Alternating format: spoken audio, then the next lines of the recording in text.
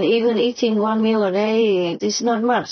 I'm eating one meal because I'm too busy, Not just because of practicing simplicity, but because I'm also too busy. If I keep eating 3-4 times a day, snacks and all that as well, and then I'm tired and go to sleep, how would I have time to do all of this inside and outside work? I truly don't have time to sometimes meditate in one posture or another posture at the time to fortify my work and help the world. I do the best I can, but my body is not made of cement. Even eating one meal a day is not a big deal, so if you guys really want to eat once a day, don't be proud of it. There's nothing to it, okay? I don't even drink juice after one meal. I just eat one meal, that's it.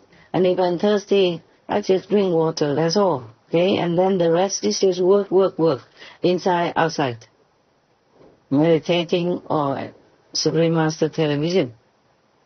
If you keep cooking all the time alone for yourself, then you have to wash and you have to clean the floor any time, it's a lot of work. And I don't take a bath or shower a lot. Sometimes, once a month or once every 1 month and a half. It depends on if I have water nearby or not. Depends on where I live. Sometimes I live in some area in the mountain. Water is not available all the time. I have to use rainwater, So I have to be frugal with water as well. It depends on where I go, where I have to go chasing my spiritual outlets, to be stronger spiritually so that I can do my work better. And also stay alive, be strong so that I can survive. Eating once a day is doable. It's doable. I do it, so I know it's doable. And you don't even have to be a monk to do that.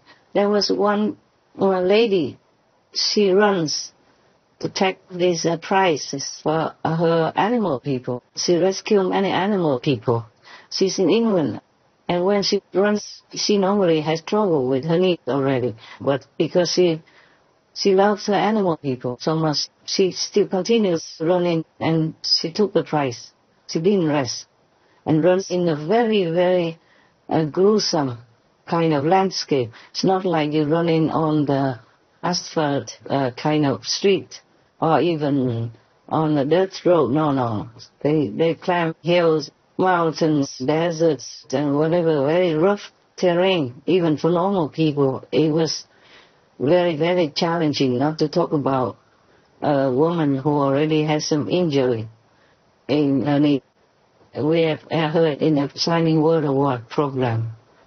And she ate only at 9 o'clock in the evening once a day. The only meal she ate per day. So if you guys copy anybody or copy me and eat once a day, there's nothing to it. Don't brag about it, okay? And don't make people follow you to do the same thing. And they might get in trouble if they're not strong enough or if it's not necessary, okay? And that's why I told you, be sensible. Even if you eat once a day, you can have fruit juice or vegetable juice. I don't have. We don't even have time for all that. You have to prepare, wash vegetables, and then you have to wash the blender afterwards and all that. Oh, God, it's too much work for me. I don't really have that much time. The inside work takes up a lot of time. Even if you have a lot of clothes in your wardrobe, you have a big walk-in wardrobe, for example, because you're rich. There are so many. Even if you want to find something from the clothes, you have to go and find it. To wear something to suit the situation or the place that you're going to go to.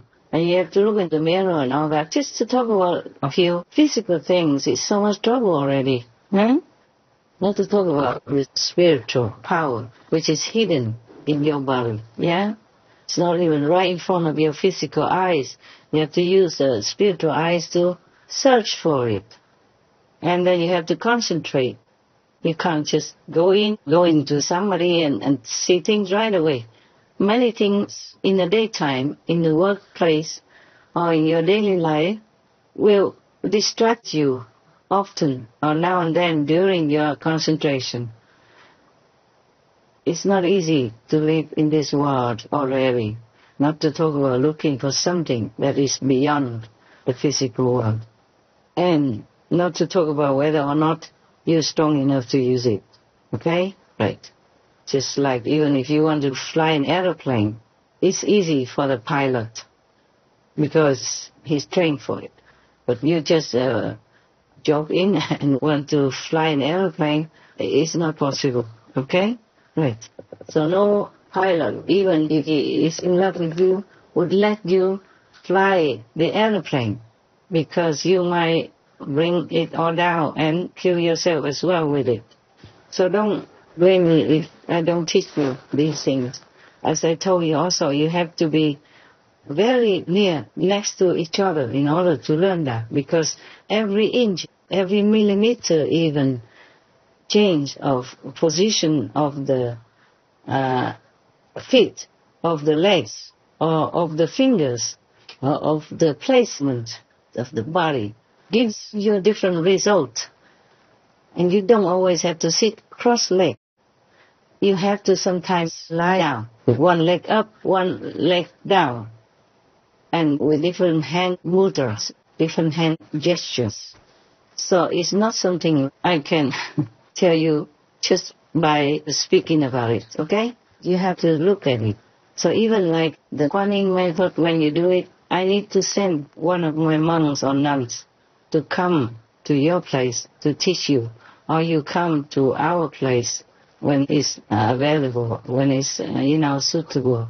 If you can travel and all that, some people cannot because they're poor, so we have to come to them and teach them. It has to be personal instruction and checking while they're doing it.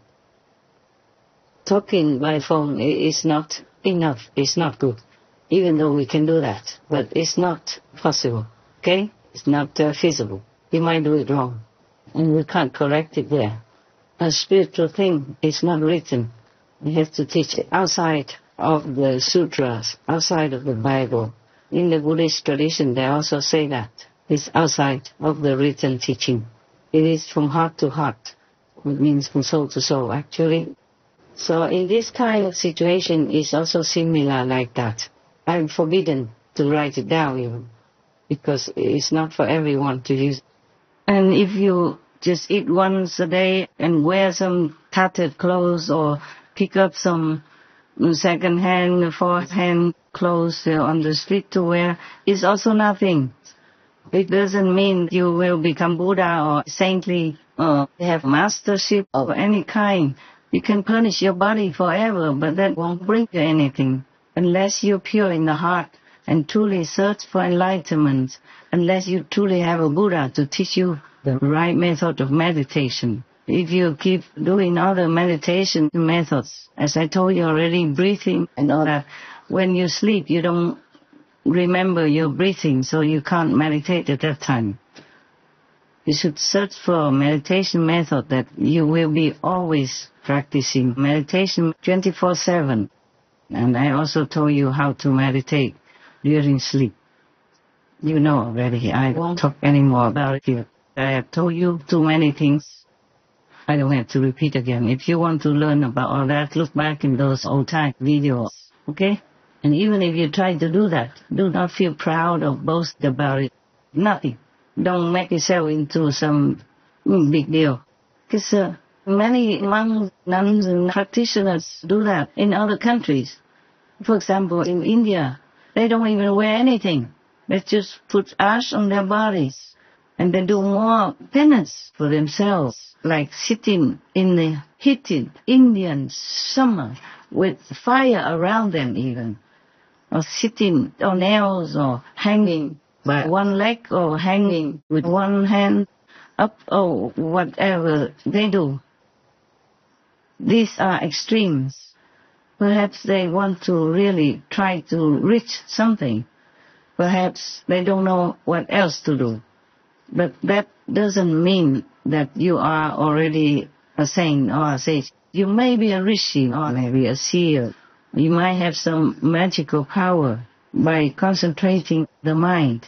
But this is only mind power, okay? Mind magic.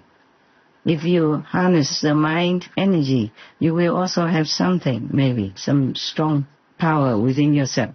So if somebody treats you bad or curses you, then they will be in trouble. Because your magical power from harnessing the concentrated mind will also bring havoc upon them. But that is not Buddhahood.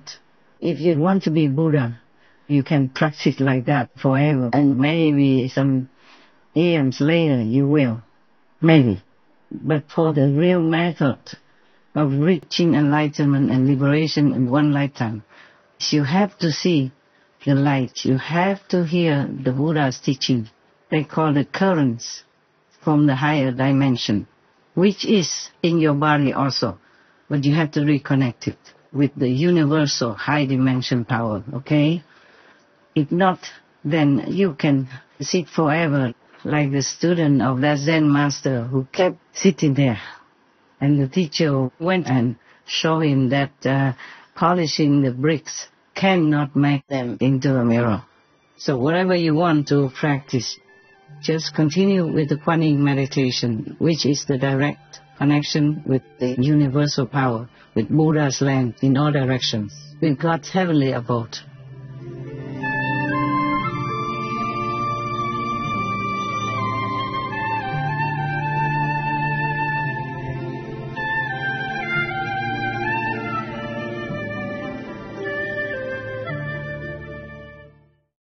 Supreme Master CHINGHAI, vegan, is a world-renowned spiritual teacher, humanitarian, and artist. To learn more about her compassionate life and teachings, please visit suprememastertv.com/master.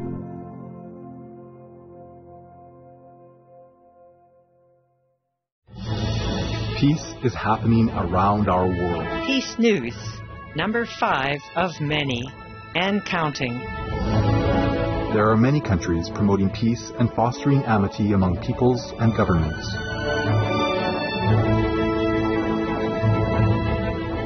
Etc.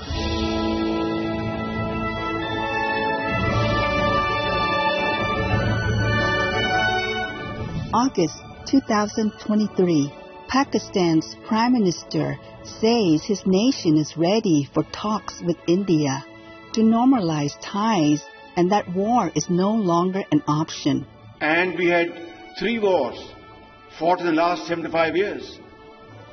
And what happened? I'm being very honest with you. It generated more poverty, unemployment, and lack of resources to finance education, health, and well-being of the people. So is this the way that we have to adopt?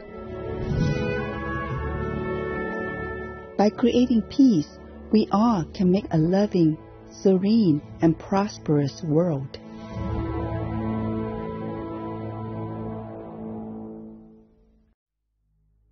I didn't have bodybuilding in mind when I made the decision to go meatless, but I did want to have better internal health and improved performance in my workouts. Antoine Sims, vegan.